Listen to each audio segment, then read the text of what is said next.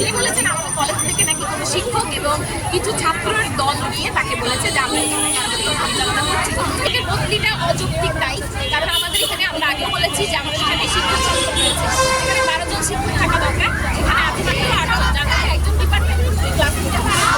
তাহলে এখানে শিক্ষক সংকট প্রায় 8 থেকে 10 মাস হলো, 8 থেকে 10 মাস হলো আমাদের শিক্ষক সংকট হচ্ছে, কিন্তু প্রশাসন এই ব্যাপারে কোনো নজর দিচ্ছে না। এর পরবর্তীতে আমাদের স্যারকে এমন কলেজে পাঠানো হয়েছে যেখানে 12 জন শিক্ষকই রয়েছে এবং তাকে সংযুক্ত করে পাঠানো হয়েছে। অবশ্যই আমাদের যে শিক্ষকরা আছেন তারা অবশ্যই ভালো, কিন্তু ওনার দক্ষতা, ওনার নৈতিকতা, ওনার সব কিছু আমাদেরকে আসলে অসংখ্যভাবে মুগ্ধ করে এবং আমরা তাকে হারাতে চাই না। যখন মাসে যাওয়া কাজে কায়ুম সম্ভবত